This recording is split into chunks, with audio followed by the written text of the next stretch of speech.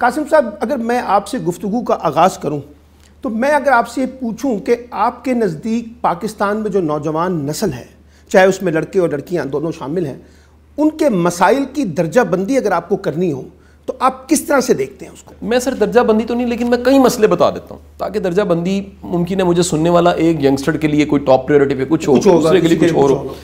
سر سب سے بڑا چیلنج جو میری نظر میں ہے وہ ڈائریکشن نہ ہونا ہے سر. اچھا ڈائریکشن ایک ایسی چیز ہے جو آنکھ سے نہیں دیکھی جا سکتی. یہ اپنے اندر ایک کمپاس ہوتا ہے جو بتاتا ہے کہ میں ٹھیک جا رہا ہوں. یعنی ہم بھی آپ زندگی کے پچھلے کچھ 5 دہائیاں گزار چکے ہیں, میں 4 دہائیاں گزار چکا ہوں. ہم بھی دیکھتے ہیں ہماری بھی ایک سمت ہے, بالکل ٹھیک ہے, اور ہم بھی ایک دوسرے پہ کرٹیسزم کرتے ہیں, اینالسٹ کے طور پہ اوپینین دیتے ہیں کہ یار شاہ صاحب تسی انج نہیں کرنا, اے تسی کرنا ہے, اے نہیں کرنا. میں آپ کو کہتا ہوں بھائی جان اے کمزوری ہے امپروو کر لو. یہ جو صراط ہے نا, رستہ, یہ بڑی ایک بڑی براڈر ٹرم کی چیز ہے. موٹر وے کی 3 لینیں ہوتی ہیں, جو زندگی کی شاہراہ ہے نا سر اس پہ کوئی 3 لینیں نہیں, ٹھیک, اس پہ ایک لین ہے, ایک لائن. اس میں بھٹکنے کے, گرنے کے, غلط ہونے کے ڈگری پہ بڑے چانس ہیں. ایک ڈگری پہ آپ کہاں سے کہاں پہنچ آپ اوپر چلے جائیں گے یا نیچے آ جائیں گے. اب سر یہ سمت جو کہ ایجوکیشن سسٹم کو دینی چاہیے, وہ ذرائع کیا ہیں سر؟ تعلیم کا نظام سب سے بڑا ذریعہ ہے. یعنی میں کہتا ہوں کہ تعلیم کا نظام وہ یونٹ ہے, فیکٹری ہے جس میں سے گزرنے سر کچی چھوڑے گا, ٹھیک ہے, پہلی چھوڑے گا, 3rd کلاس میں چھوڑے گا, 5th میں چھوڑے گا, میٹرک کر کے چھوڑ دے گا, انٹرمیڈیٹ چھوڑے گا, ایم اے کر کے چھوڑ دے گا, پی ایچ ڈی کر کے چھوڑے گا. کہیں نہ کہیں سے تو اس میں سے گزرنا ہے اس پروسیس کے. اب سر وہ کچھ بنتا ہے, وہ پولیس والا بنتا ہے, جرنلسٹ بنتا ہے, اینکر بنتا ہے, موٹیویشن اسپیکر, کچھ بنتا ہے. وہ کچھ نہ کچھ پڑھا ہوگا, اس نے اسکول کالج یونیورسٹی کا منہ دیکھا ہوگا. سر اس تعلیم کے نظام کا کام یہ تھا کہ وہ کہیں نہ کہیں سمت کی اینک دیتی. اچھا وہ جو اینک لگ رہی ہے یہ بڑی ایک اہم چیز ہے سر. اس پہ بات کرتے بڑے محتاط انداز سے بات کرنی پڑتی ہے سلیمان ابی صاحب کہ کہیں غلطی نہ ہو جائے. میں کرٹیسائز نہیں کر رہا پروفیسر کو, اس کا کوئی قصور نہیں ہے, میں اس سسٹم کو کرٹیسائز کر رہا ہوں. بنیادی طور پہ تو سسٹم ہے نا جس کے اندر ایرر ہے.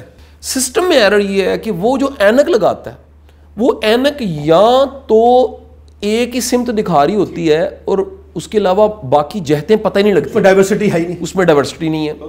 نمبر 2 وہ اینک وہ بالکل کہہ لیجئے بلر ہوتی ہے. جی بالکل ٹھیک ہے, وہ کلاؤڈز دکھتے ہیں یا بلینک ہوتی ہے ٹوٹلی, تو اندھا اندھے کو گائیڈ کر رہا ہوتا ہے. اب ایک ایسا بچہ جو بچپن سے سنتا آیا کہ جب میں پڑھ لکھ جاؤں گا تو میں کامیاب ہوں گا. اب یہاں پر سوالیہ نشان کامیاب کو ذرا علیحدہ کر پڑے گا.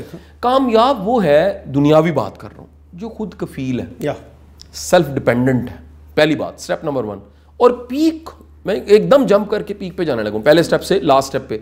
اور سیکنڈ اسٹیپ ہائیلی پروڈکٹیو ہو گیا, سماج کے لیے فائدہ مند ہو گیا.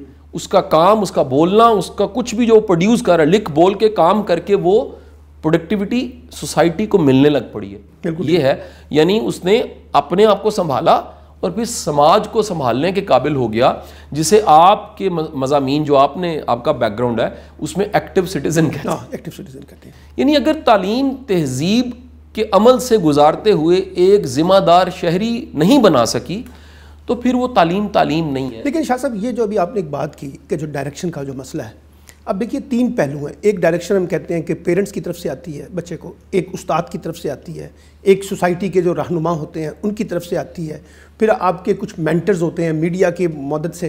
تو کہاں مطلب ایک تو استاد کا آپ نے کہا کہ گیپ ہے, لیکن یہ جو باقی فریق ہیں جس میں پیرنٹس بھی ہیں, میڈیا بھی ہے, لیڈر بھی ہے, ہمارے وہ پیشوا بھی ہیں, وہاں پہ بھی کوئی فلا ہے؟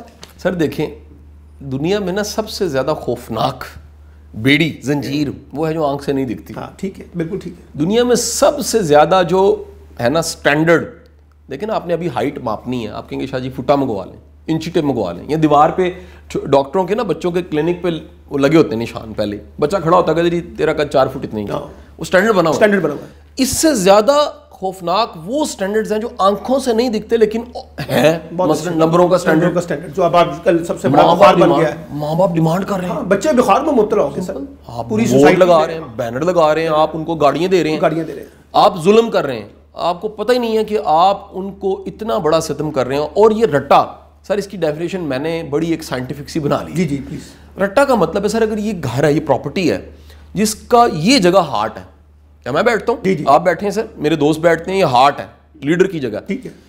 لیکن اگر میں سر کسی کو اس پراپرٹی کے گیرج سے آگے نہ جانے دوں اور میں گیرج پہ ویٹنگ پہ بٹھا دوں اور کچھ دیر کے بعد وہ وہاں سے بھی چلا جائے, سر یہ ہم اپنے مائنڈ میں کرتے ہیں. رٹے کا مطلب ہے حافظہ کمزور ترین حصہ ہوتا ہے, یہ کوئی ڈیپ روٹڈ نہیں ہوتا, یہ عین الیقین حق الیقین پہ نہیں جانے دیتا. تو نتیجہ یہ ہوتا ہے کہ ہمارا وہ یقین جس سے عمل نے پھوٹنا تھا وہ پیدا ہی نہیں ہوا ہوتا. بالکل صحیح. سو ہم وہ سٹینڈرڈز دیتے ہیں, پھر نوکری سٹینڈرڈ ہے, پیسہ سٹینڈرڈ ہے, پیسہ سٹینڈرڈ ہے, صورت سٹینڈرڈ ہے. یہ سوشلی دیکھیں جی, میرے بچے نے CSS کر لیا, سر بڑا سٹینڈرڈ ہے, ڈاکٹر بن رہی ہے بیٹی جی, اچھا پاویں ڈاکٹر بن کے انہیں بیاہ ہی کرنا ہے. ہاں ٹھیک ہے, بٹ وہ ڈاکٹر زیادہ تر تو لڑکیاں جو ہے شادی کر کے ڈاکٹر. آپ کا ایک بڑی تعداد انجینئرز کی, انجینئر آپ کی کریم ہوتی ہے سر, ٹیکنوکریٹس کی, وہ برین ڈرین ہو جاتا ہے.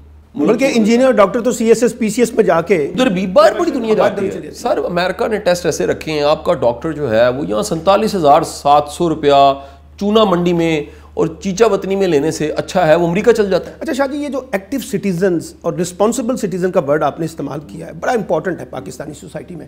یعنی کہ ہمارے نوجوان پڑھ لکھ رہے ہیں, ڈگریاں لے رہے ہیں, بڑے بڑے عہدوں پہ پہنچ رہے ہیں, لیکن یہ جو ایکٹیو سٹیزن ہے یا رسپانسبل سٹیزن, جو خاص طور پہ آج سوسائٹی کہتی ہے کہ ہمارے لوگوں کو رسپانسبل ہونا چاہیے, یہ کیا فلا ہے پھر؟ کیوں نہیں ہو پا رہی کہ ایک ایکٹیو سٹیزن شپ میں بھی آپ کی انگیجمنٹ نہیں ہو رہی اور آپ ایک رسپانسبل سٹیزن کے طور پہ پاکستان کا پرسپیکٹو بھی نہیں ڈیولپ کر رہے ہیں؟ سر دیکھیں, آپ کے پاس مثالیں کتنی ایکٹیو سٹیزن کی.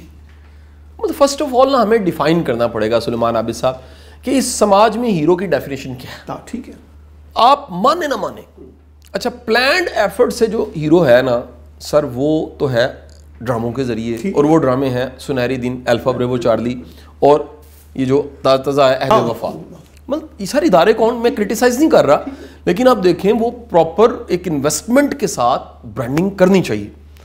آپ کے ملک میں باقی کسی شعبے نے اپنے آپ کو برانڈ نہیں کیا. یہ بہت بڑا المیہ ہے شاہ صاحب, بہت بڑا المیہ, کیونکہ بڑے بڑے قابل لوگ جو ہے نا وہ پیچھے رہ گئے ہیں. ایک 22ویں گریڈ کا افسر, اس سے زیادہ بڑا محسن ایک انٹرپرینیور ہے جس کے پاس 22 لوگ نوکری کر. جی بالکل صحیح کہہ رہے ہیں. وہ 22 کے لیے رسک جنریٹ کروا رہا ہے, ذریعہ بن رہا ہے, وسیلہ بن رہا ہے, وہ ہر طرح کے تھریٹ رسک کی صلاحیت دیکھیں نا ذرا, اس کا صلاحیت دیکھیں کیا. سر وہ زندگی میں کتنی بار زیرو ہوا ہے. افسر تو معطل ہوتا ہے پھر دوبارہ لگ جاتا ہے, سر وہ زیرو ہوا ہے, وہ اسکریچ پہ گیا ہے, وہ قرضوں میں, وہ بینک کرپٹ ہو گیا پھر کھڑا ہو گیا.